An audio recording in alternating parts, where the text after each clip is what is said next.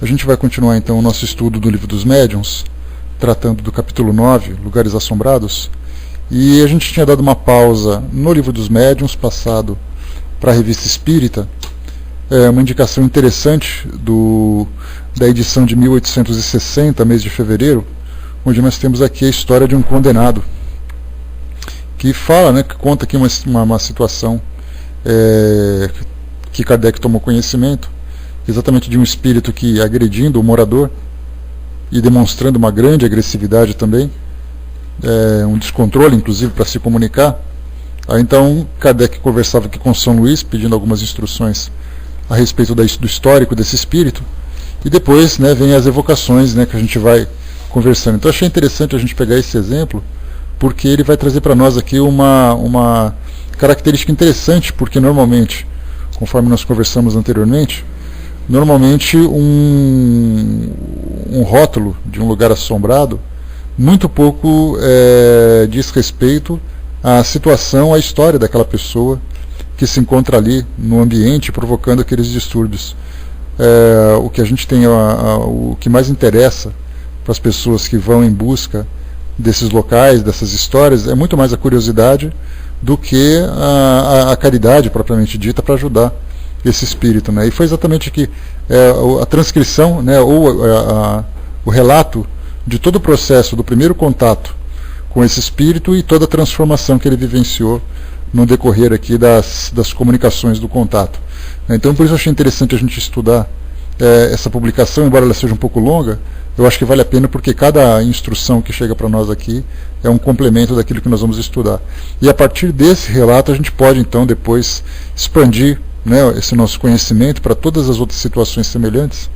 Lembrando sempre, né, que todo mundo diz que apareceu alguém assombrando uma residência, assombrando no local, alguém que apareceu num cemitério, coisa parecida, essas histórias que surgem pelo mundo afora, e a gente começa então a analisar quem é exatamente aquela individualidade, aquela consciência, aquele espírito que se encontra ali preso àquele ambiente, sofrendo também, sofrendo e provocando sofrimento muitas vezes em virtude da sua revolta. Então, conhecendo a história de um, a gente pode ter uma ideia geral de todos, né?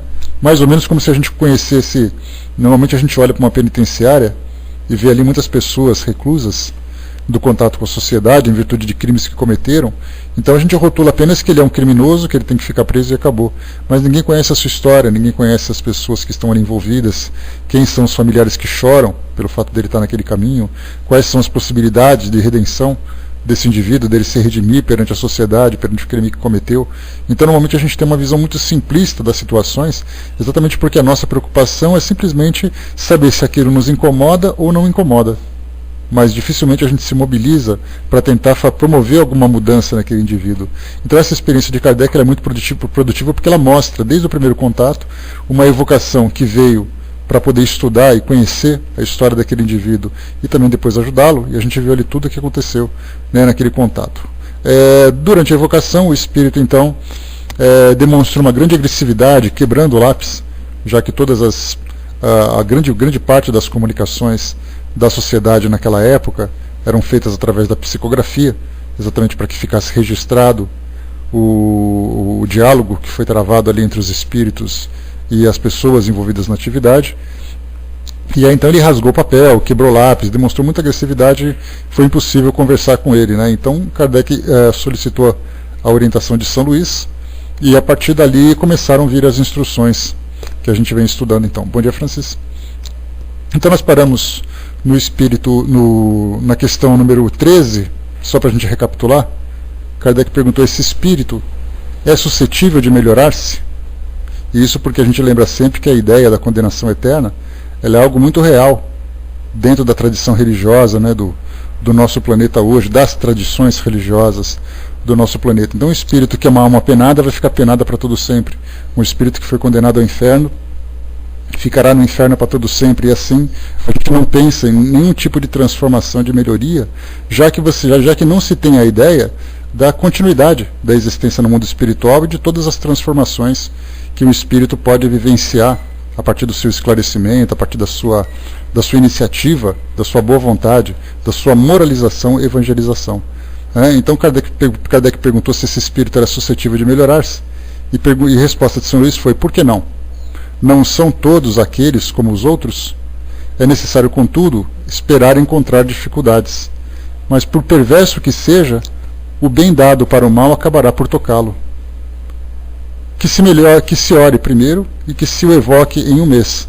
Podereis julgar da mudança que se operará nele. Então a primeira sugestão que nós tivemos aqui foi exatamente isso, né? Direcionar as preces, a oração para aquele espírito, para sensibilizá-lo. E a partir dessa sensibilização, ele vai começar então a criar laços de afeto, ou pelo menos uma aproximação, maior afinidade com aqueles que fazem as suas orações, ajudando naquela transformação. Resposta então, a nova pergunta aqui de Kardec. Esse espírito é sofredor e infeliz. Podeis nos descrever o gênero de sofrimentos que ele suporta? Então, quando a gente vê quando a gente ouve uma história de um lugar assombrado, como nós comentamos, de uma residência, seja lá como for, normalmente a gente sempre tem aquela ideia de que são os castelos abandonados, as ruínas e tudo mais, mas a gente fala de residências. Muitas vezes nós temos ali famílias que passam grandes perturbações, porque simplesmente no local onde vive tem um espírito ali presente, não necessariamente obsediando-os, mas coexistindo com eles, e muitas vezes numa coexistência bastante conflituosa. E aí então, nós simplesmente vemos aquilo que ele pode fazer, o problema que ele pode causar, mas não nos perguntamos o que ele, como espírito, preso àquele local, preso àquele ambiente, sente naquele momento, o que ele vivencia. Quando pegamos a história de um espírito que se encontra preso numa biblioteca, por exemplo, aquelas histórias das bibliotecas, dos museus, sempre tem ali um espírito andando nos corredores e tudo mais, a pergunta é: o que esses espíritos pensam enquanto eles se encontram naquele local? Nós temos ali alguns filmes que foram produzidos, em especial o filme Os Outros, que mostra ali uma família vivendo uma realidade paralela, que pela criação mental que acabaram, que foram estimulados, né, ou que se estimularam a criar, e vivendo ali suas vidas. Então essa é uma ideia que nós temos do modo que os espíritos podem viver, mas a questão é: será que é essa mesma a realidade deles? Fernando colocou, teve um evento na Itália onde o prefeito deu toda a verba para chamar um grupo de caça-fantasmas e fazerem uma noite onde cada um do grupo levava seu instrumento e mostrava a todos como usar e ver a presença dos espíritos. Foram muitas pessoas e ficaram lá toda a noite para essas experimentações. Imagina os espíritos naquele castelo, assombram como eles não se sentem, né? Aqueles ignoram totalmente essa problemática e nem pensam nesses espíritos e seus sofrimentos. Não só aí, Fernando, eu acho que de um modo geral, qualquer grupo que se envolve com essa questão de caçar espíritos, de buscar lugares assombrados, pensam dessa mesma maneira. É muito mais pela curiosidade, eles querem constatar, né, como a gente vê naqueles programas de caçadores de fantasma, né, da Europa, dos Estados Unidos. Eles são chamados para poder comprovar se o lugar é assombrado ou não. Então eles vão, registram ali alguns sons, algumas imagens ou coisa parecida, aquilo que é possível captar com aqueles equipamentos, mas eles não levam isso de forma alguma para qualquer tipo de filosofia espiritualista. Eles vão realmente com a razão, com a ciência, para tentar comprovar se sim ou se não, se há a presença daquelas entidades. A partir dali eles viram as costas e vão embora. Então, no caso que Kardec fez, foi exatamente isso. Quando ele soube da história e conhecendo todos os recursos e as possibilidades, ele fez a evocação daquele espírito e começou então a tentar ter um conhecimento melhor sobre a sua história e tentar ajudá-la da melhor forma. Então a proposta do espiritismo é exatamente essa: através dos recursos da mediunidade, ajudar os encarnados e os desencarnados. Agora, quando se fala em ciência e pesquisa, a caridade fica em segundo plano. Podemos até ter um cientista caridoso, mas o objetivo da ciência não é esse. É simplesmente investigar aquele caso, né? E nessa área do sobrenatural, ninguém pensa quem é aquele indivíduo, quais são as suas dores, quais são as suas angústias, os seus temores. Esses são argumentos vazios para essa situação. Imagina você vai com um grupo de caça-fantasmas, de caçadores de fantasmas, com esse perfil que nós encontramos hoje, aqui pelo mundo afora, e chegar depois na entrada do local e falar assim: meus amigos, vamos fazer uma prece para a gente poder tentar ajudar aquela alma. Ninguém vai pensar nisso, porque ninguém vai com o espírito de religiosidade, com o espírito de caridade. As pessoas vão pelo espírito de curiosidade, diferente, né? Então Kardec perguntou, descreveu o gênero de sofrimento que esse espírito suporta. A resposta: ele está persuadido de que deve permanecer na situação em que se encontra durante a eternidade. Ele vê constantemente o momento em que cometeu seu crime. Toda a outra lembrança foi-lhe retirada, e toda a comunicação com outro espírito interditada. Ele não pode na terra ficar senão nessa casa, e se está no espaço, está nas trevas e na solidão. Então aqui a gente vê que é exatamente ali a prova, e ao mesmo tempo a expiação que esse espírito vivencia de estar constantemente revivendo aquela experiência do crime que cometeu e preso àquele ambiente. E ele foi persuadido de que deve permanecer, ou seja, convenceram de que ele deveria sofrer aquilo por toda a eternidade. Então, para ele, na verdade, aquele é o inferno eterno, né, que as religiões dogmáticas trazem. Você vai ficar para todo sempre naquela condição. E ele acredita naquilo. E aí a gente lembra sempre também que o próprio histórico de André Luiz, quando ele comenta, né, no primeiro capítulo do livro Nosso Lar, que ele ficaria naquela condição de sofrimento até o momento em que ele, após quase 8 anos de perturbação, se rendeu à sua própria dor e aí então solicitou ajuda com toda sinceridade. Esse espírito poderia, da mesma forma também, voltar o seu pensamento a Deus, solicitar o amparo com toda a sinceridade que ele receberia. Então, na verdade, a gente lembra sempre assim, né, que os espíritos, acreditando serem completamente abandonados, eles são tomados muitas vezes ou por uma indiferença com relação a Deus, com relação a qualquer tipo de assistência que poderiam receber, ou da mesma forma a revolta. Por isso que dizem, por exemplo, que as almas sofredoras do inferno são almas que sempre procuram promover sofrimento. E por que elas promovem sofrimento? Porque elas estão sofrendo. E por que elas estão sofrendo? Porque elas acreditam que estão simplesmente ignoradas e esquecidas naquele ambiente. Então é um modo como as pessoas vivenciam as suas crenças, as suas religiões, que fazem com que no mundo espiritual elas tornem isso muito mais difícil. A doutrina mostra para nós que você recebe aquilo que você merece.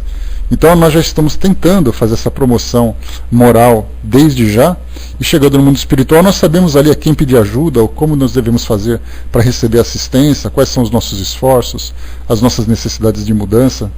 Nesse caso aqui ele foi persuadido a isso, e pela sua inferioridade moral, pela sua inferioridade intelectual, ele permanece nessa condição durante todo esse tempo, e ficará assim enquanto ele mesmo não se demover. Porque na verdade ele foi persuadido a ficar naquela condição, mas ele mesmo poderia simplesmente mudar o seu modo de pensar e começar a receber a assistência necessária. Agora, por exemplo, ele recebeu essa assistência. A gente não sabe por que motivo, o que exatamente, qual o merecimento que ele teve para receber esse contato da sociedade, porque ele foi ajudado por ela, né? Bom dia, Mário. Porque ele foi ajudado por ela.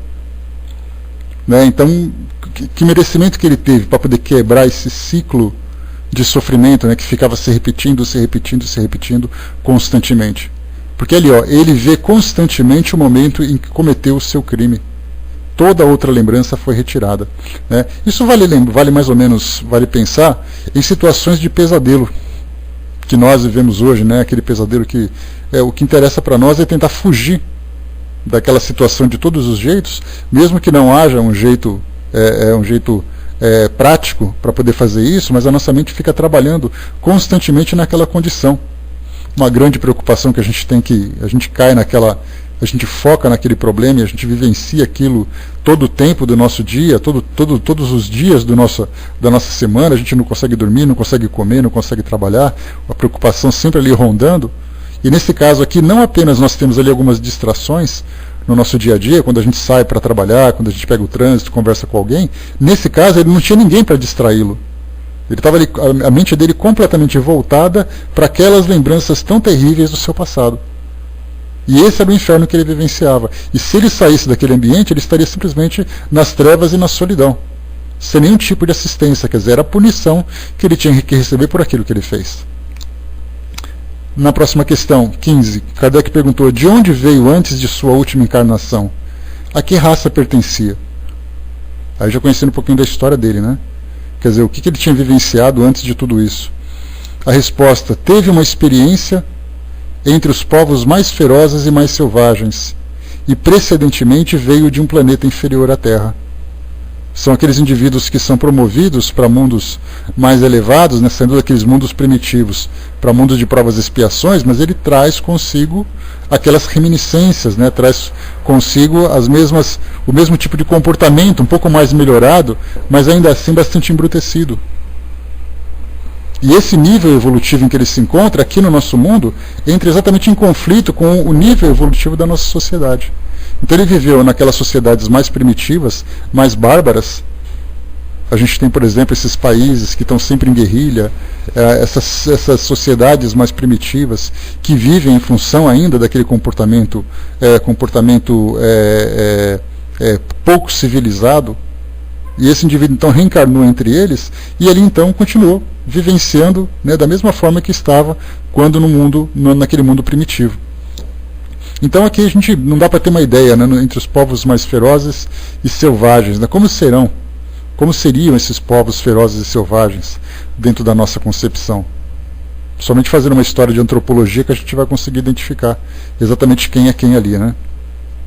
No item 16, se esse espírito se reencarnasse, em qual categoria de indivíduos se encontraria?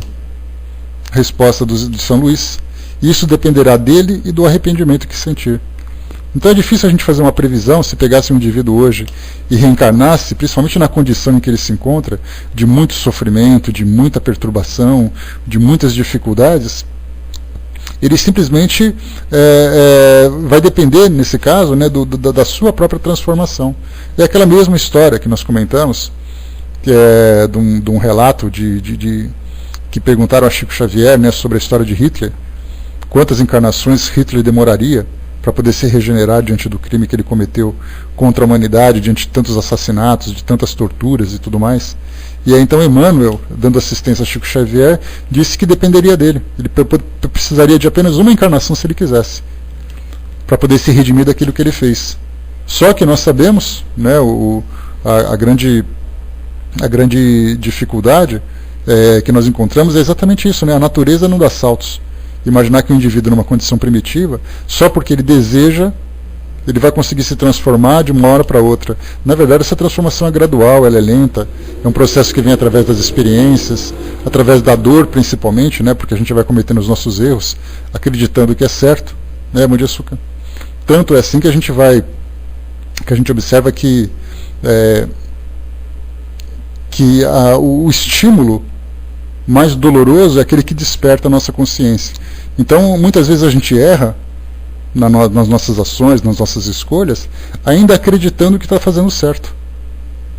Quer dizer, faz errado, comete o crime e diz assim, e tenta justificar. Não, mas eu fiz isso por causa disso. Então a gente tenta ainda arrumar desculpas para poder justificar aquela mesma ação, né, Olaninha? Então aqui, para poder concluir esse raciocínio, poderia na próxima existência corpórea ser o que se chama um homem honesto? Quer dizer, Kardec perguntou lá em cima qual seria a categoria dele. Dependerá dele e do arrependimento. Mas a pergunta foi, né, ele poderia ser um homem honesto? A resposta: isso ser-lhe-á difícil. O que quer que faça, não poderá evitar uma vida ainda bem agitada. Isso mostra que um espírito numa condição primitiva não vai mudar simplesmente, né, de um espírito mais civilizado, mais equilibrado, mais generoso, simplesmente porque ele deseja. Não é uma questão de desejo, é uma questão de instinto.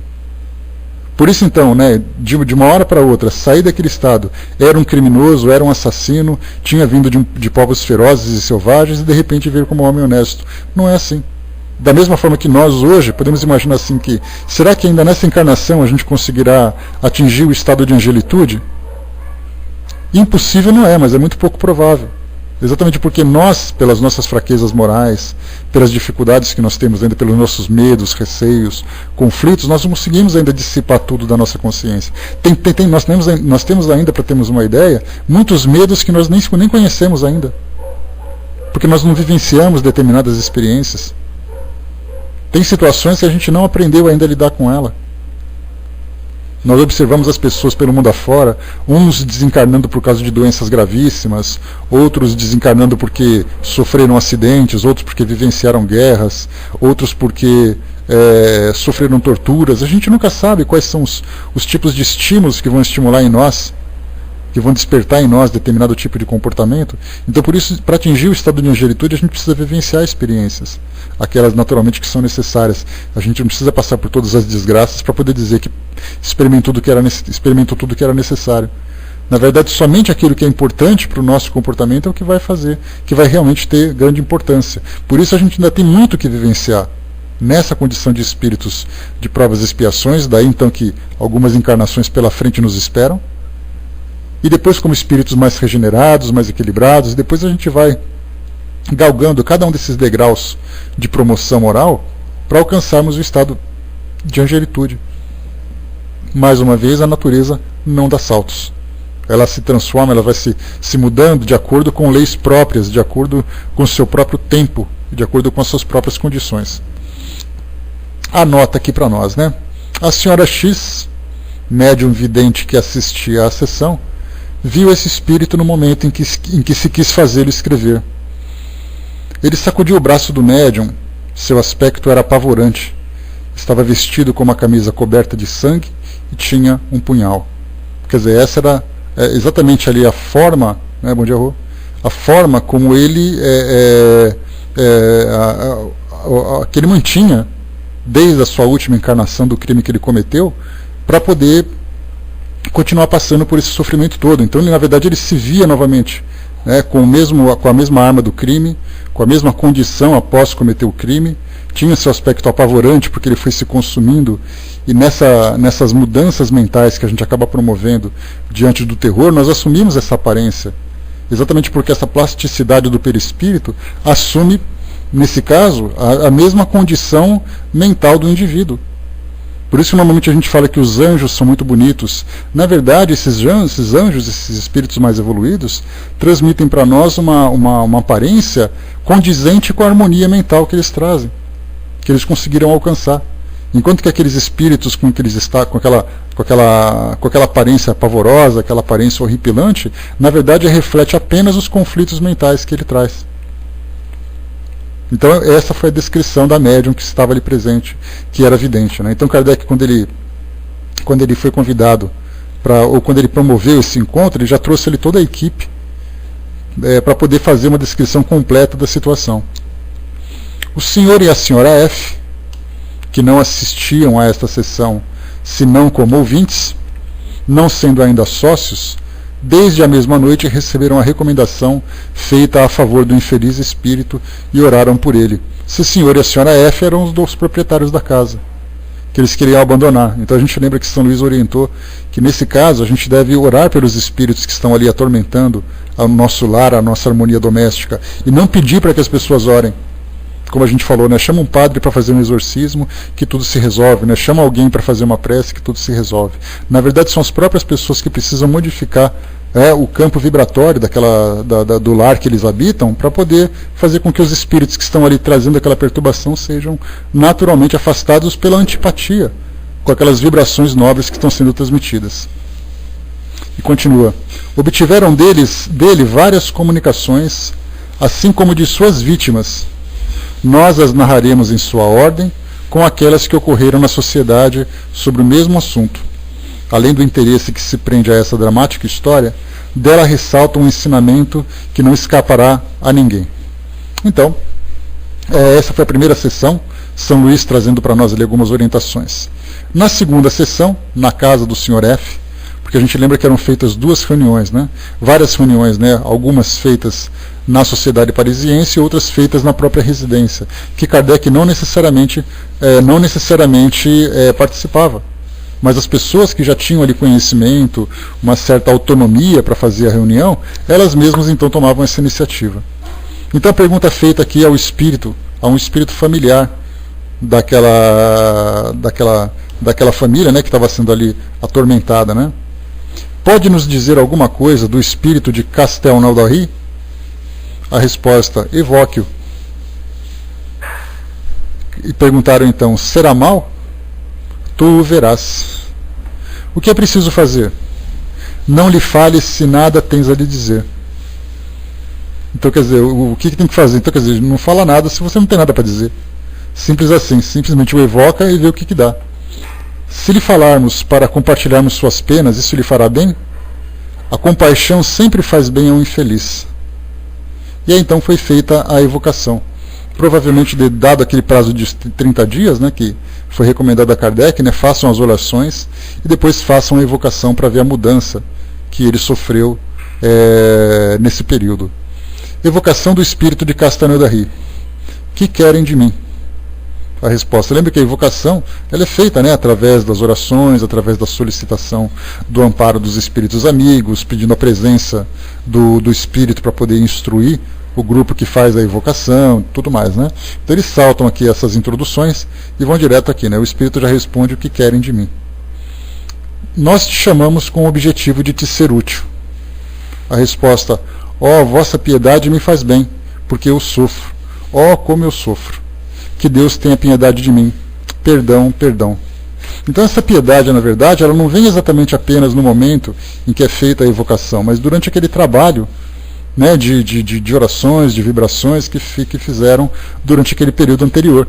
E é exatamente ali que ele sentia a presença desses amigos, dessas pessoas. E aí então a gente transfere esse mesmo tipo de comportamento para aqueles espíritos que estão ali ligados a determinados locais, a determinadas pessoas, né, que são chamadas de assombrações. Se eles fossem lembrados, né, através da prece, através da solicitação de amparo e tudo mais, eles certamente sentiriam que essas orações eram direcionadas a eles e de certa forma ficariam até um pouco chocados.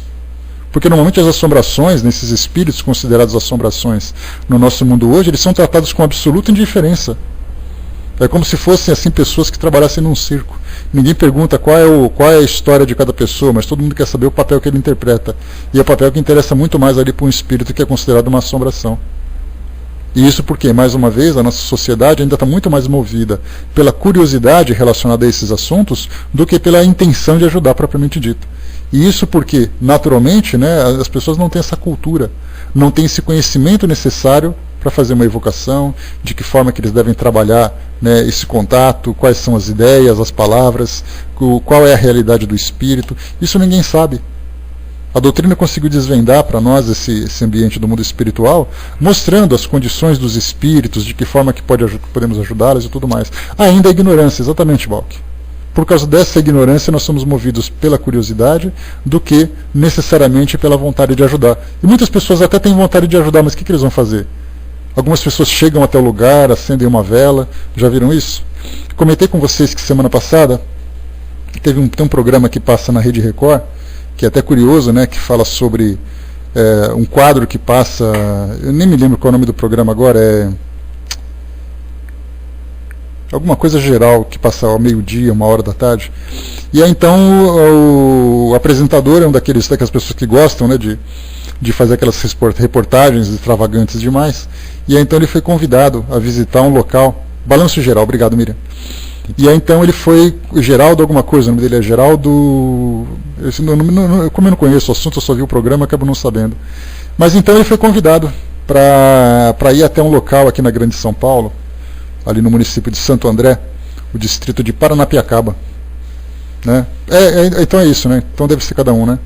Então ele foi visitar essa cidade de Paranapiacaba, que é uma cidade histórica da época. Geraldo Luiz, obrigado, Rua. E aí então ele foi convidado aí nessa cidade de Paranapiacaba, que era o local, ele sempre vai nesses locais, né, Armando? Né? E foi uma ilha que a reportagem dava medo, né? Pois é. E é aquele drama todo, né? Muito mais um festival de comédia do que uma reportagem séria, né? Mas então em Paranapiacaba, que é uma cidade histórica, onde tem ali ferrovias que descem para Baixada Santista, na época do transporte do café do Brasil colonial, e aí então levavam, né, faziam a exportação desse produto, e aí então tem um túnel numa determinada região, hoje abandonada, né, uma linha abandonada daquela ferrovia, que diziam que historicamente ela tinha muitas mortes foram envolvidas na construção daquela linha, principalmente de escravos. E normalmente, segundo a lenda local, os corpos dos escravos eram utilizados como material para poder material de volume, para poder, então jogavam os corpos, assim como acontece na muralha da China. Muitos daqueles construtores que morriam durante a construção, seus corpos eram jogados para fazer volume na construção. Então, no caso do túnel, foi a mesma coisa que aconteceu. Então, muitos escravos estavam ali. E a lenda diz que pessoas que andam por aquele túnel ouvem vozes, gemidos, E aí então esse rapaz, o Geraldo Luiz, foi acompanhado de uma senhora que é médium, que dizia que ela ouvia barulhos, ouvia gemidos, encostava o ouvido na parede, ouvia ali, né, pessoas demonstrando grande sofrimento. E o curioso é que passavam por aquele local, né, e dentro do túnel, e viam ali aquelas marcas de velas acesas, porque diziam que os espíritos pediam velas para poder ali ter uma luz, né, para poder aliviar o seu sofrimento. E isso, de certa forma, embora seja um mito, e nós temos ali mitos em vários locais, pessoas que vão à beira de cachoeira acender velas, não para fazer aqueles trabalhos, né, das religiões de tradições africanas, mas para fazerem os populares despachos, né, mas muitas vezes, por ter aquela fama de local assombrado, as pessoas vão acender velas nesse local. Por que isso tudo? Porque a tradição católica diz que as almas no purgatório, elas pedem luz para iluminar o caminho. Então aqui em São Paulo nós temos uma igreja, ali na Estação Armênia, aqui na Zona Norte, que diz que chama Museu das Almas. E você vai ali, tem ali um velário, onde muitas pessoas acendem velas ali, porque é simplesmente para poder aliviar o sofrimento dessas almas. Então, na verdade, assim, a cultura diz que se você acender uma vela para alguém, você alivia o seu sofrimento. E assim as pessoas agem. Então, mesmo que muitas vezes elas tenham ignorância com relação a essa assistência, elas mantêm uma tradição, aquelas pessoas de boa vontade, de tentar ajudar do jeito que ensinaram para elas. Ao contrário da doutrina que ensina, olha, faz uma evocação e conversa com o espírito. Você não precisa acender uma vela e sair correndo. Porque falar para o espírito assim, essa é uma vela, o máximo que ele vai fazer, porque a gente lembra sempre que muitos desses espíritos que estão ali presos no mundo espiritual, eles alimentam essa crença. Eles acreditam que uma vela é o suficiente para poder aliviar seu sofrimento. Então não é o fato da gente ter uma cultura dos encarnados. Se você desencarna e leva com você essa cultura, isso para você se torna uma verdade também. Então eles pedem velas para aliviar a sua dor, mas eles não entenderam que a dor, na verdade, foi produzida por eles mesmos. Pelo fato de eles continuarem presos naquele ciclo de sofrimento e que eles precisam de uma transformação moral e não de uma vela para poder ajudar. Aqui nesse trabalho que estão fazendo, na sociedade, o que eles fizeram? Fizeram uma evocação, começaram a conversar com o espírito para que ele próprio pudesse ter consciência do que ele fez e começasse a promover a sua própria transformação. Diferentemente daquela indiferença que você vai, acende uma vela e vai embora. Aquilo não é o suficiente porque não alivia a culpa de alguém, não alivia o sofrimento de alguém. Esse que é o detalhe curioso. Armando colocou, né? Mas essa reportagem tinha um pouco de sensacionalismo. Aliás, não podia esperar outra coisa, né, Armando? Né? Se você pegar, por exemplo, um balanço geral, esperar uma reportagem séria, aí não tem como, né? Mas assim passou uma energia muito negativa, né? Essa ilha fica no litoral paulista e essa ilha está abandonada, né? Eu já vi alguma coisa dessa ilha também. Né? Então nós temos ali várias situações, como a Ilha Grande, por exemplo, no Rio de Janeiro, onde nós temos ali o antigo presídio, né? Um presídio que é lá que hoje é ponto turístico. Muitas pessoas dizem que lá também é um local de muito sofrimento. E o que elas fazem? As pessoas vão lá e acendem velas e vão embora. Quer dizer, fazem pouco pelos espíritos? Fazem. Mas o pouco que fazem de boa vontade, porque é aquilo que sabem fazer. Não se deram conta da realidade do mundo espiritual, da realidade desse sofrimento, desse estado de perturbação que hoje a doutrina explica com tanta propriedade. Né? O Bach colocou, né? Infelizmente tem muitos adeptos do espiritismo que usam velas para fazer luz aos espíritos. Né? Nesse caso, né, Bach, que é muito mais ligados, né, são aqueles espíritas que são espíritas por afinidade, né, mas não pelo estudo. E aí então eles se comportam do modo como eles aprenderam. Né? Então se a gente diz assim, se a boa intenção vale alguma coisa, eles são bem intencionados. Mas pelo fato de não terem preparo, estudo para isso, acabam não sendo tão eficazes como poderiam. Mas já é alguma coisa. Alguém que acende uma vela e faz uma prece, certamente aquele espírito que é envolvido por essa prece se beneficia. Mas poderia se beneficiar de uma forma muito mais direta. Não é falta de instrução, exato, né? Porque a gente tem muito isso. Né? O espiritismo é uma doutrina que exige muito conhecimento, muito estudo. E normalmente hoje as pessoas, pelo fato da gente não ter, a gente já conversou sobre isso numa outra oportunidade, pelo fato de nós não termos o hábito de nos sentarmos numa sala de aula para fazer um estudo, e isso acontece desde a época da escola, aquela aula maçante, aquela aula cansativa, os alunos não se interessando, eles crescem, nós crescemos com essa cultura de que estudar é uma coisa chata. Aí quando você chega na doutrina e você fala assim, olha, você tem duas opções, ou você fica ouvindo palestra e assistindo a fenômenos, ou você se senta na sala de aula. O que você prefere? Todo mundo vai para a palestra e assistir fenômeno. Até eu iria. E faria meu estudo paralelo, né? Com mais ou menos daquele jeito, né? Mas certamente optaria por aquilo que é muito mais confortável e mais interessante. Né? Deixa eu ver aqui. O Braço lembrou aqui, né? Ramatiz disse que alguns objetos funcionam como potencializador da fé, ainda frágil, né? Para emitir seu pensamento. Sim, velas, crucifixos, estrelas, amuletos, uniformes e aquela coisa toda, né? Todas aquelas, né? Tá bom, né? Então esses objetos servem tanto, nós já conversamos sobre isso, que quando a gente fala de um crucifixo, por exemplo, hoje um crucifixo para o encarnado tem um efeito moral grande, porque ele acredita que aquilo tem um poder sobrenatural, e para muitos espíritos que desencarnam com essa mesma crença, esse crucifixo também tem grande poder. Algumas vezes você pendura um crucifixo na porta da tua casa, você entra e já fica com medo do que ele representa. Não pelo fato de ter um pedaço de madeira, um pedaço de metal pendurado, nada disso, é pelo que ele representa, pela cultura que o indivíduo acabou alimentando. Então, algumas vezes nos estudos que a gente faz no Livro dos Espíritos, os espíritos respondem que os obsessores, os espíritos inferiores, riem dos nossos rituais. E eles riem se eles tiverem conhecimento suficiente. Do contrário, eles vão ter tanto medo quanto os encarnados. Depende do quê? Do modo como ele vive aquelas lembranças, como ele vive aquele significado. Então, tudo é muito relativo, não é tão 880 como a gente imagina. Depende muito. Então, se a gente pegar, todos nós desencarnamos hoje. Acabou aqui de explodir o nosso monitor. Pronto, desencarnamos. Quem gostaria de ir no cemitério à meia-noite, numa sexta-feira 13 aqui? Desencarnado.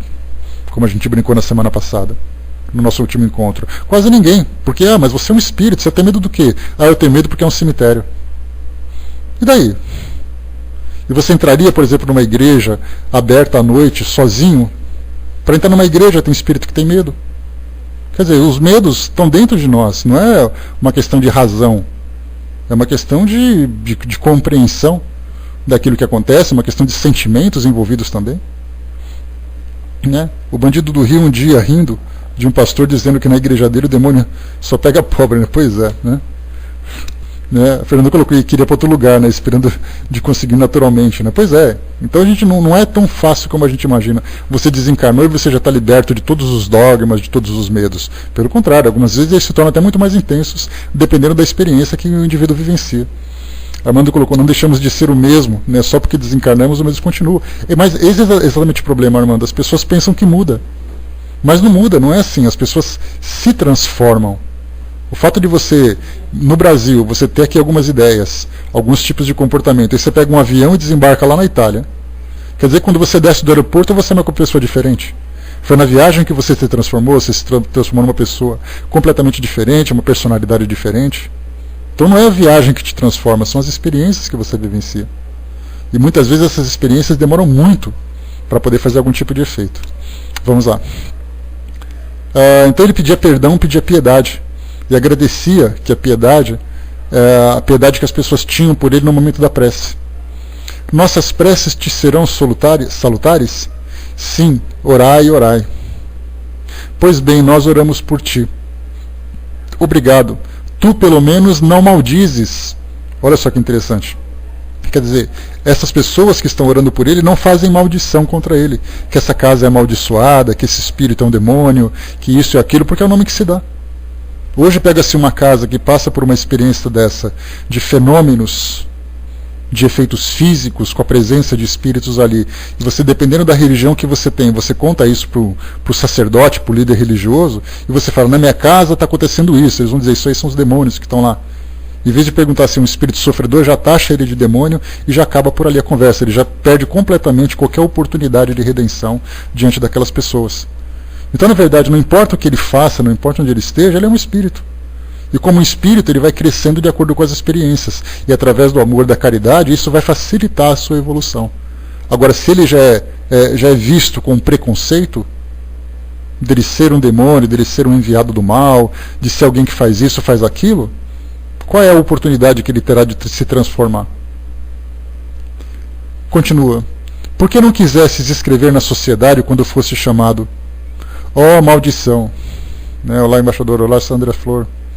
Ó maldição. E perguntaram, maldição de quem? Sobre mim, que espio bem cruelmente crimes onde minha vontade não teve senão uma fraca parte. Olha que interessante, o comentário que ele está colocando para nós aqui é exatamente que a vontade que ele tinha foi a menor parte do crime que ele cometeu, como se alguma coisa o levasse a esse tipo de crime. E uma nota colocada: dizendo que a sua vontade não é senão uma fraca parte dos seus crimes, ele quer atenuá-los, como se soube mais tarde. Ou seja, aquela desculpa, né? Muitas vezes as pessoas cometem crime e falam assim: mas eu estava possuído naquele momento. Eram os demônios que estavam ali que me fizeram matar aquela pessoa. Então, na verdade, as pessoas começam, apesar da influência do assédio espiritual, elas começam então a usar justificativas para poder atenuar os seus crimes, né? Atenuar os seus erros. Se te arrependes, serás perdoado? Oh, nunca. Quer dizer, ele acredita que ele jamais vai ter perdão. É aquela história, né? Você comete um crime mortal, um pecado mortal, e como todo pecado mortal dentro daqueles dogmas, eles são simplesmente irremediáveis. O indivíduo não tem ali mais oportunidade nenhuma de se redimir. Então ele cometeu o erro, não há perdão para ele. Só que na verdade quem não se perdoa é ele próprio. Porque diz assim, né, que Deus não perdoa aqueles que cometem crime e você vai ficar para todo sempre no inferno. Principalmente na época que ele vivenciou, a gente vai ver um pouquinho mais para trás aqui que ele ficou bastante tempo nessa condição, mais de 2 séculos vivendo preso nesse ciclo de tormento, e isso deixa qualquer pessoa enlouquecida. Você não conseguir se libertar daquelas ideias durante mais de 200 anos, não se perdoando, se tormentando e tudo mais, ele acredita realmente que ele jamais vai ser um espírito com oportunidade de redenção. Outra pergunta, outra questão: não te desesperes. Ele responde: eternidade de sofrimentos, tal é meu quinhão. Então, na verdade, do perdão ao auto-perdão tem uma diferença significativa. Porque o perdão é muito fácil, né? As pessoas que conseguem alcançar um determinado grau evolutivo, elas conseguem perdoar os erros que cometeram contra elas. Agora, quando ela começa a tomar consciência do erro e vem aquele sentimento de culpa, ela mesma não se perdoa. E é esse um dos muitos motivos que estimulam pessoas no mundo espiritual, espíritos desencarnados, a retornarem aqui ao mundo terreno para tentar recomeçar aquilo que falharam. Então imploram, né, conforme dizem alguns amigos espirituais, eles imploram chorando de joelhos pela oportunidade de voltar aqui para tentar corrigir o mais rapidamente possível aquilo que eles cometeram de erro. Porque eles simplesmente não suportam mais aquelas lembranças, aquelas imagens, aquela culpa que parece ser eterna, infinita, ali oprimindo as suas consciências, né? Então eles pedem a oportunidade de se redimirem. Alguns dizem, né, que eu não tenho perdão jamais, eu mereço sofrer para todo sempre. Muitos espíritos, quando reencarnam, tomados por tamanha culpa, chegam até mesmo a se tornarem suicidas. Porque eles vivem uma situação, eles não sabem que angústia é essa, não sabem por que eles se sentem culpados, e eles querem acabar com isso de qualquer jeito. Qual é a forma que eles fazem isso? Tentando se exterminar. Só que, na verdade, chegando no mundo espiritual, eles continuam revivendo a mesma coisa que tinha antes, potencializado pelo próprio suicídio. Então, quantas pessoas reencarnam aqui aflitas e não sabem por quê? Simplesmente porque a culpa que elas trazem de experiências muito negativas do passado ficam ali atormentando o seu subconsciente. Fernando, eu acho que a gente não sabe 2% do potencial da mente humana. 2%, sendo assim muito otimista. Porque o que a gente acredita da mente humana, ela diz respeito do pouco que a gente sabe relacionado apenas com essa nossa encarnação atual, que é o que a psicologia estuda. Quando fala que alguém está com algum tormento, a primeira coisa que eles fazem é enfiar a cabeça dele dentro de um aparelho de ressonância magnética, para saber qual é o problema físico que ele tem para levar àquela questão. Ninguém pensa, por exemplo, nas encarnações anteriores. A nossa ciência não considera aquilo tudo. Só pensa assim, naquele momento, naquele dia, naquele mês que ele começou a sentir isso, mas ninguém se pergunta o que ele vivenciou anteriormente, ou o que pode ter desencadeado essas lembranças do passado. A gente sabe tão pouco a respeito da mente humana, tão pouco, e a gente tem essa pretensão de acreditar que sabe isso, sabe aquilo. Então, na verdade, o que a psicologia faz hoje é tentar remediar aqueles sintomas imediatos. Mas muitas vezes são curas que não se encontram nesse momento, porque não é assim que vai conseguir. É através de um processo de trabalho, de retrocesso daquelas lembranças, de tentar consertar aquilo do passado. Hoje nós temos algumas técnicas, né, de regressão de memória que fazem com que o indivíduo busque no seu passado, né, aquele ponto inicial daquele tormento. E a partir dali eles começam a trabalhar. Já é alguma coisa. Quebraram a barreira da encarnação atual, tentando entrar em existências anteriores.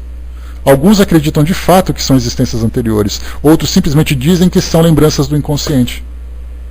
Então, quer dizer, na verdade a gente sabe muito pouco a esse respeito. E Joana de Ângeles, né, conforme o próprio Divaldo comenta sobre isso, que ela fez um estudo muito profundo a respeito da psique humana, estudando com grandes mentes do passado, com Freud, por exemplo, né, fazendo cursos com Freud para poder conhecer um pouco mais da mente humana, agora da perspectiva do mundo espiritual, mostra um grande mistério. Lendo os livros de Joana, a gente já tem um nó. E olha que ela escreve numa linguagem fácil para nós, pelo menos dentro da visão dela, né, numa linguagem fácil para nós, e ainda dando só uma pincelada nos problemas. Mas quantos e quantos conflitos tem aí pelo mundo afora que a gente não imagina qual é a sua origem, muito menos de como lidar com tudo isso. Então, quando se fala em culpa, quando se fala em auto-perdão, isso é algo em que a gente está muito longe de compreender. E nós temos muita dificuldade ainda, principalmente. Né? Sem dúvida, né, Balk? É uma psicologia muito maravilhosa porque ela tem uma perspectiva diferente. Quando ela fala, por exemplo, de culpa, ela fala sobre situações do passado. Quando ela fala sobre ciúmes e insegurança, ela fala sobre situações do passado. Não é que o indivíduo nasceu inseguro, ele nasceu com uma... Porque assim, a visão da psicologia atual é assim. Se você nasce com a autoestima baixa, é porque o seu cérebro não funciona bem. É porque você precisa tomar remédio. Mas ninguém imagina o que em existências anteriores ele vivenciou para chegar nessa condição de não se valorizar. Uma pessoa que tem um ciúme patológico, que precisa desesperadamente se apegar a alguém para poder manter ali o seu equilíbrio, por que ele quer se apegar a alguém? Quem que ele perdeu no seu passado? Então hoje simplesmente dizem assim, você é um ciumento patológico e você precisa fazer terapia para melhorar. Quais foram as causas? Nada, você nasceu assim. Aí a gente fica, poxa, que azar, né? Deus de repente estava distraído criando alguma galáxia quando ele nasceu. E na verdade não é, tem que explorar essa profundidade da mente humana para poder entender exatamente o histórico, esse histórico milenar que nós trazemos do nosso inconsciente. Porque hoje o que a psicologia faz é estudar do dia que você nasceu ao dia que você morre. E se nós somos espíritos imortais e que temos ali milhares de encarnações nas costas, cada uma dessas encarnações trazendo uma experiência nova, trazendo para nós ali um novo elemento a ser trabalhado, imagina hoje, depois desses milhares de experiências, quanta coisa tem no nosso inconsciente. E é isso que hoje a nossa ciência não consegue explorar, simplesmente porque não considera o espírito como sendo um elemento fundamental do indivíduo, simplesmente considera a mente, não o indivíduo. E esse é o problema que a gente enfrenta hoje. Mas, né, com o passar do tempo, a gente tem hoje a Associação Brasileira de Psicólogos Espíritas. Eu tive a oportunidade de conhecer a dona Ercília Zilli, que é a doutora Ercília Zilli, que é a presidente, né, ela fez uma palestra para nós aqui em São Paulo, para o nosso trabalho, e é exatamente isso, o trabalho da associação da ABRAP é voltado exatamente para isso, levar a psicologia dentro de uma perspectiva espiritualista, não dentro de uma perspectiva humana, mas espiritualista. Porque aí você, vendo o espírito, você pode considerar muitos elementos que não são considerados apenas vendo o ser humano. E isso já é um progresso, sem dúvida. A medicina, a mesma coisa. A Associação Brasileira de Médicos Espíritas já não trata mais o corpo físico, mas trata o espírito doente. O espírito como gerador das patologias que são somatizadas no corpo físico. Então, quer dizer, estamos ali lançando sementes, né? Daqui talvez umas 3 gerações, 4 gerações, as universidades já tenham, como acontece, por exemplo, na Universidade Federal de São Paulo, que é a antiga Escola Paulista de Medicina, através até do doutor... Ai, meu Deus do céu, me esqueci o nome dele. Felipe... Me ajuda aí, gente. Me escapou o nome dele agora, doutor Felipe... Sérgio Felipe, lembrei. Doutor Sérgio Felipe, que é professor da Universidade Federal de São Paulo, ele conseguiu criar na faculdade uma matéria da medicina espiritual. Olha só que inovação. Medicina espiritual dentro de uma universidade de medicina. Só que ele fez isso quebrando ali muitos preconceitos, muitas resistências. Daqui 2, 3 gerações nós teremos essas faculdades que tratam do indivíduo, né, as universidades humanas principalmente, vão fazer com que isso seja um estudo obrigatório. Porque você vai estudar o indivíduo, você não vai estudar a condição dele de ser humano encarnado nesse momento apenas. A Rua perguntou aqui, você viu a reportagem sobre o enfermeiro que está fazendo imposição de mão nos pacientes? Técnicas que está começando a ser aplicada em grandes hospitais. E aí já não é nem passe, já é questão do magnetismo, né, Rô? resgatando o magnetismo que na época de Mesmer, na época de Kardec, isso já era aplicado. Então hoje estão utilizando isso como sendo terapias alternativas. No caso, por exemplo, do Reiki, no caso do Jorei, no caso do magnetismo, do passe, seja lá qual o nome que se dê. Então estão trabalhando essa questão da energia, mas ainda vista de um modo muito cético pelos médicos que são muito ligados mais à ciência terrena, à ciência materialista. Quando vê um paciente com uma inflamação, com uma infecção, enfia um remédio nele. Aí se você quiser fazer ali a sua imposição de mão, se você quiser fazer a sua prece, faça. Mas a gente teve até semana passada no Globo Repórter que mostrou isso, né? Que as curas milagrosas, mostrando para a ciência que nós temos ali situações que são inexplicáveis. Então já é alguma coisa, mas mesmo assim, os médicos dizem, né? O senhor sabe explicar o que aconteceu? Ele diz, não sei explicar. Mas ele, pessoalmente, como profissional, não se preocupa em se aprofundar para tentar entender a causa. Ele simplesmente fala, não sei a causa, próximo, e pega o próximo paciente e continua adotando o mesmo método que ele sabe trabalhar, que foi o que ele aprendeu. Então, com o passar do tempo, a gente vai trazendo nova visão, trazendo um novo tipo de comportamento, né? Se não me engano, acho que vi na Maria Braga, né? Eu não cheguei a ver não, Rô, tá? Mas né, imagino que tenha sido nessa mesma situação. O preconceito que ela tenha sofrido, um médico que é materialista, um cirurgião, por exemplo, e vê uma enfermeira colocando em posição de mão, ele coloca a mão na têmpora e fala, né? Ó, essa mulher está meio pirada. Mas tudo bem, não vai fazer mal mesmo? Depois eu levo o indivíduo para o centro cirúrgico, corto, tiro o pedaço, jogo fora e ele está bom de novo. Simples assim. Né? Mas vamos esperar, temos paciência que é agora que a gente está começando a compreender um pouquinho mais do ser humano. Né? Aquela visão holística do ser humano, né? Aquela visão plena de ver o indivíduo como um ser social, um ser espiritual, um ser emocional, um ser biológico, né? Um ser espiritualista também. Então tudo isso faz parte desse processo de evolução. Perguntou aqui para nós, né, qual é o teu sofrimento? Já que ele se via, como a gente estava comentando, numa condição de uma eternidade de sofrimento, pela culpa que ele carregava, pelas dificuldades. Então ele dizia que a eternidade de sofrimento, esse que era o seu quinhão, ou seja, essa que era a sua recompensa, esse que era o seu destino. E perguntaram, qual é o teu sofrimento? O que é de mais terrível? Tu não o podes compreender. Então ele já está, né, difícil de descrever os dramas que cada indivíduo vivencia. Orou-se por ti desde ontem à noite? Sim, mas eu sofro ainda mais. Como ocorre isso? Eu sei. Notinha aqui, essa circunstância foi explicada mais tarde. Então, no momento em que fizeram prece por ele se sentia muito mais reprimido, muito mais angustiado do que aliviado, que era o contrário. Tem um caso interessante de uma descrição no livro Céu e Inferno, se eu não me engano, de um espírito que era um criminoso arrependido, e ele dizia que o maior tormento que ele vivenciava é que ele cometeu latrocínio, né, aquele roubo seguido de morte, como diz aí na linguagem jornalística, né, ou na linguagem legal, né? Então ele cometeu um latrocínio, matou 3 pessoas para fazer um assalto e tal, foi condenado naquela época, foi executado pela guilhotina, que era a pena capital naquela época de Kardec, né? No século XIX, século XVIII, século XIX. E aí então, na entrevista Allan Kardec para a Revista Espírita, para o livro Céu e Inferno, ele colocou que o maior tormento que ele tinha é ver de novo o rosto das pessoas que ele matou. Mas o que mais doía ainda nele era o fato dele ter sido perdoado por essas pessoas. Porque então ele se sentia tão envergonhado de ver as pessoas sabendo que elas o perdoaram e tudo mais, que ele não conseguia se suportar. Então dá a impressão de que o perdão alivia e tudo mais, dependendo do espírito, ele pode se tornar muito mais constrangido do que aliviado. Parece uma coisa meio contraditória, né, que o perdão liberta e tudo mais, mas dependendo do orgulho do indivíduo, o perdão, ele preferia ser muito mais condenado do que ser perdoado. Porque o perdão para ele é um tipo de misericórdia que ele mesmo não se considera. Foi exatamente, Balque, vira uma bufetada. E isso por causa do seu orgulho.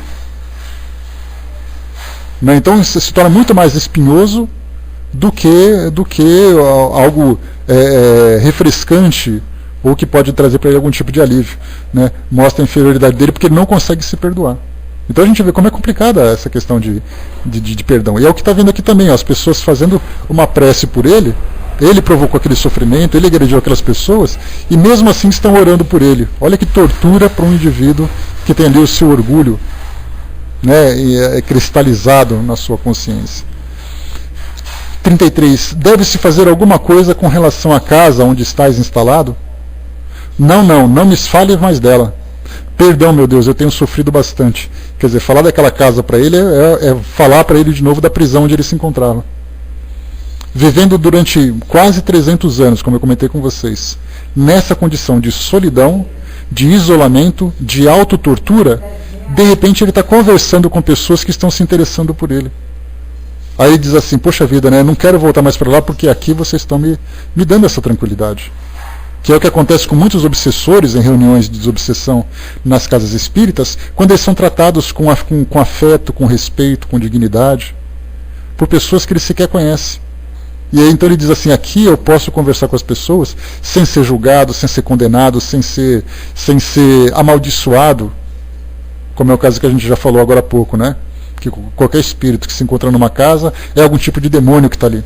Ninguém pergunta quem é o espírito, já rotula como demônio. Bom dia, Pri. Então ele diz assim, não me fale mais dela. Tens que ali permanecer? Perguntaram a ele, e ele colocou, a isso estou condenado. Ou seja, lembrando São Luís lá no começo, disse que ele foi persuadido a ficar naquela condição para poder ali é uma autopunição. Para que ele possa se transformar através das próprias lembranças do crime que ele cometeu. É para que tenhas constantemente teus crimes sob seus olhos? É isso. Lembra quando a gente falou sobre obsessão e auto-obsessão? A auto-obsessão é quando a gente alimenta um tipo de pensamento contínuo naquele processo de autotortura involuntária. Como eu já falei para vocês, imagina uma experiência difícil que você passou no seu dia a dia. E aquele pensamento não sai da sua cabeça, você dorme pensando naquilo, sonha pensando naquilo, acorda pensando naquilo, fala com as pessoas com o coração angustiado, aquilo jamais se alivia. Até que o problema se resolva ou a gente consiga se transformar para poder vivenciar aquele problema de uma forma diferente. No caso desse indivíduo, ele cometeu um assassinato. E ficou durante 2 séculos nesse pesadelo de ficar vendo o tempo todo as pessoas. Quando ele relaxa, ele fica vendo as pessoas se aproximando. Quando ele acorda, ele está vendo esfaqueando aquelas pessoas. Quando ele fecha os olhos, ele vê a imagem ensanguentada no chão. Aí ele quer dormir, ele sonha com a cena de novo. Ele acorda, dorme. E ele foi condenado, na verdade pela sua própria consciência, e foi ali pelos espíritos superiores também o mantiveram naquela condição, para que ele pudesse se transformar. Para que pudesse ver os crimes o tempo todo diante dos seus olhos, para poder ele criar dentro de si mesmo algo que despertasse nele aquele sentimento aquela consciência de que cometeu o erro, de que não era para fazer isso e tudo mais. Comentário. Não desesperes. Tudo pode ser perdoado no arrependimento. Não há perdão para Caim, disse o Espírito. Lembrando, remontando ali a origem da Bíblia Gênese, da Gênese bíblica, quando Caim matou Abel e ele então seria ali condenado para todo sempre. Que até diz, né, que Deus colocou uma marca na testa de Caim para que ninguém tocasse nele, para que ele vivesse aquele tormento para todo sempre. Então ele se considerava um Caim, quer dizer, um eterno condenado. Flor colocou nesse caso, quando a pessoa começa a orar, a pedir perdão e a trabalhar para o próximo, não iria melhorar esses sintomas, desde que haja sinceridade, né, Flor? Toda vez que você promove uma autotransformação, uma transformação íntima, trazendo a sincera vontade de se redimir, já é um processo significativo. Mas enquanto o indivíduo mantiver aquela resistência, certamente ele vai continuar assim sofrendo porque ele mesmo promove em si esse sofrimento. Então toda vez que o indivíduo passa por essa dificuldade, lembrei para vocês agora há pouco aqui o caso de André Luiz. Durante 8 anos ele era chamado de suicida, ele era perseguido, ele era atormentado, isso, aquilo, e ele se achava inocente. Até que um dia ele parou assim, não, eu não suporto mais isso, pelo amor de Deus, me ajuda. E foi uma prece sincera que ele fez. Um pedido sincero. E aí nesse momento os espíritos então vieram ajudá-lo, para mostrar que ele não estava sozinho naquela condição. Portanto, mataste seu irmão? Nós somos todos irmãos. Por que quisesses fazer mal à senhora D? Bastante de graça. Bastante. Pois bem, a Deus, tem confiança na misericórdia divina. E ele pede, orai. Né? Então aqui na história já coloca assim, né, não há perdão para Caim. Quando ele diz que é Caim, significa que Caim cometeu um crime contra o próprio irmão. E aí perguntaram para ele, você mataste seu próprio irmão? Nós somos todos irmãos. Aí ele generalizou aqui a situação. E a senhora D, que era uma das moradoras, que estavam ali na residência, né? Por que fizestes mal? Colocou bastante, de graça, bastante. Quer dizer, não explicou aqui, não teve muita clareza, né? E a próxima sessão que vai vir aqui, a terceira sessão, ele novamente é chamado. É só para a gente aproveitar esses minutinhos, né? Bom dia, soldado. Foi feita então mais uma vez uma terceira sessão, e ele respondeu, né? Junto de vós. Estou junto de vós. Começas a ter esperança? Sim, meu arrependimento é grande. Lembra daquele processo? Arrependimento, expiação e reparação? Isso aqui, ó. Essa siglazinha mágica. Arrependimento, expiação e reparação. Quando ele demonstra arrependimento, já é alguma coisa. Normalmente a gente sempre tem um arrependimento superficial. Lembra que eu falo para vocês? Imagina que a gente vai a uma delegacia. Não é, Zé? Zé que foi ali policial civil, lembra sabe como é que funciona isso. Vai numa delegacia de polícia, chega um monte de gente algemada, aí você pergunta para ele, você está arrependido? Ele fala, sim senhor doutor, estou muito arrependido. E a pergunta é, você está arrependido de ter sido preso ou arrependido do crime que você fez? Normalmente é aquele arrependimento imediato, porque se não tivesse sido preso, ele continuaria com aquele mesmo comportamento. Então a gente sempre se arrepende diante da dificuldade, mas enquanto a dificuldade não aparece, ninguém se arrepende de nada. A gente continua vivendo ali, não, faz de conta que ninguém está vendo, está tudo certo, eu sei que está errado, mas deixa rolar que está tudo bem. E de repente a casa cai. Aí quando a casa cai, todo mundo pensa assim, né? Puxa vida, né? Não devia ter feito isso. Como eu estou arrependido, se eu pudesse voltar no tempo. Quer dizer, enquanto ele estava fazendo e não tinha nenhum problema naquele momento, estava tudo certo. Então a gente vê a diferença de um arrependimento sincero e de um arrependimento imediato, superficial. Momentâneo, digamos assim. Nesse caso, ele vivenciou essa experiência durante tanto tempo que ele disse, não aguento mais, eu realmente não devia ter feito isso. E é nesse momento em que ele demonstra o arrependimento é que ele começa, de fato, a promover a sua transformação e recebe toda assistência para se elevar diante daquela condição. Pergunta, qual era teu nome? Sabê-lo-eis mais tarde. Regra do malandro, né? Tem que ser porque é de lei, né? Pois é. Se é assim é porque é, né? Não tem jeito. Há quantos anos sofres? 200 anos. Em que época cometeste o crime? Em 1608. Essa comunicação chegou aqui por volta de 1860, que foi publicado, 1860 que foi a publicação. Então ele tinha 250 anos. Imagina você vivendo um pesadelo contínuo durante 250 anos. Vendo um crime, vendo sangue, vendo a culpa, vendo o medo. Podes repetir estas datas para nulas confirmar? É inútil, uma vez é bastante. Adeus, eu vos falarei amanhã. Uma vontade me chama. Quarta sessão, a evocação. Obrigado, Hugo. Nome de batismo do Sr. F, que era o dono da casa, né? Então já começou a chamar pelo nome, já querendo uma certa intimidade. Querem nos falar do que se passou em Castelnau-d'Arry? Castelnau-d'Arry era a residência, né? Não. Faz-me sofrer quando me falais disso. Isso não é generoso de vossa parte. Quer dizer, pedir para alguém relembrar uma tortura, mas nesse caso aqui a gente lembra que era o caso de instrução, por isso então todas as perguntas que são feitas sempre tem esse objetivo de instrução e algumas vezes os espíritos cedem. Mas muitas vezes em reuniões mediúnicas, por exemplo, quando é feita uma evocação e as pessoas começam a conversar com o espírito e a tocar em assuntos que para eles são dolorosos, de imediato o transe mediúnico termina. Faz uma pergunta, o espírito começa a chorar e a gente diz assim, não, a gente só queria te perguntar para a gente poder aprender um pouco mais. De repente o médium acorda e fala, ele foi embora. Aqui nesse caso, né, como havia ali uma situação especial de instrução, tinha um objetivo de conteúdo doutrinário e tudo mais, né, de repente ele foi convencido a auxiliar da melhor forma, mas ele via que tocar nesse assunto era algo extremamente doloroso. Sabes bem que se disso te falamos, é com o objetivo de poder esclarecer a tua posição, e não para agravá-la. Assim fala sem medo. Como te deixaste ir cometer esse crime? um momento de descaminho. Houve premeditação? Não. Isso não pode ser verdade. Teus sofrimentos provam que tu és mais culpado do que dizes.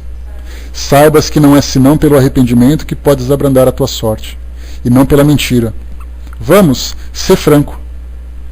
Pois bem, uma vez que eu fiz, sim. Ou seja, ele quer dizer que foi premeditado. Foi um homem ou uma mulher que mataste? Um homem. Como causaste a morte do Sr. D? O Sr. D era o pai do Sr. F, que era o dono da casa. Então o pai dele morava naquela casa, teve ali provavelmente um problema cardíaco, já que São Luís disse que pelo medo o espírito provocou o sofrimento daquele senhor. E aí então o Sr. F, que era o filho que veio morar na casa, que sofreu a agressão, levou um tapa no rosto, ele estava sozinho em casa e ele sentiu um tapa no rosto. E aí então ele ficou assustado, dizendo que tinha ali fantasmas, que tinha assombração. Aí ele chamou o exorcista, chamou isso, chamou aquilo, até que esse assunto chegou ao conhecimento de Kardec, que fez a evocação.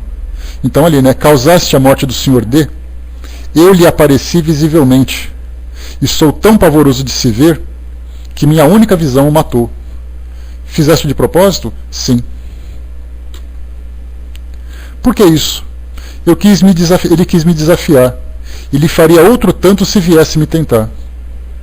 Aquela história do Padre Quevedo, joga em cima de mim, aparece para mim, não sei o quê. O homem foi querer brincar, de repente o espírito apareceu, puf, caiu duro no chão. Então, quer dizer, ali quem procurou, na verdade, ali o desafio, foi o próprio indivíduo, foi a própria pessoa que desencarnou. Então, ali muitas vezes acontece isso.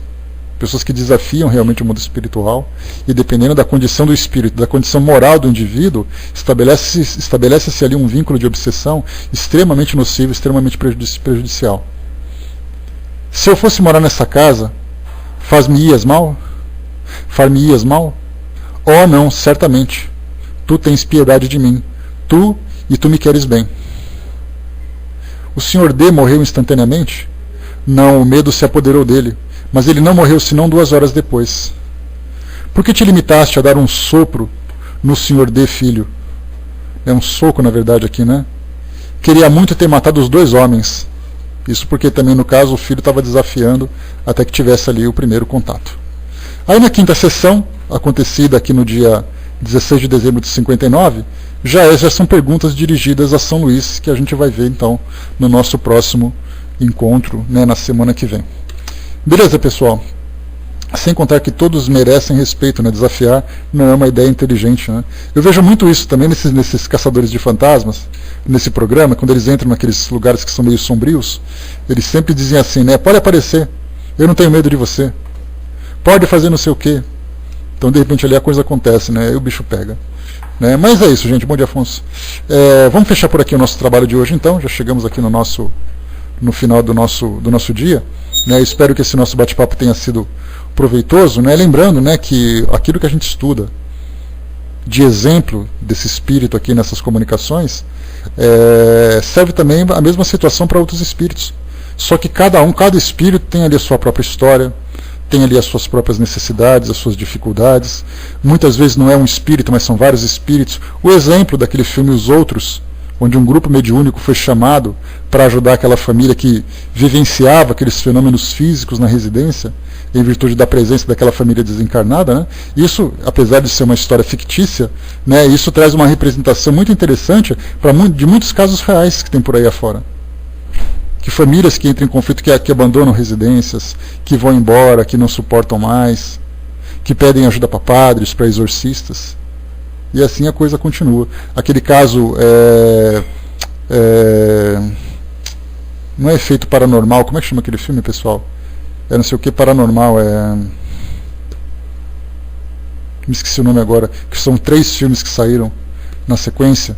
Que é então Atividade Paranormal. Obrigado, Nando. Esse filme Atividade Paranormal mostra uma situação semelhante também, só que nesse caso o espírito não estava vinculado à residência. O espírito estava vinculado à moça do filme. E aí, então ele tentava atormentar ali aquela pequena família, em virtude de problemas. Isso foi no cinema, Fernanda. Foram Atividade Paranormal 1, 2, 3, 4 e Atividade Paranormal em Tóquio. Evocando espíritos também, que o nome original dele é Haunting in Connecticut. Esse Haunting in Connecticut, quer dizer, a assombração em Connecticut, ele foi uma situação real, que inclusive o próprio Discovery Channel trouxe a história daquela família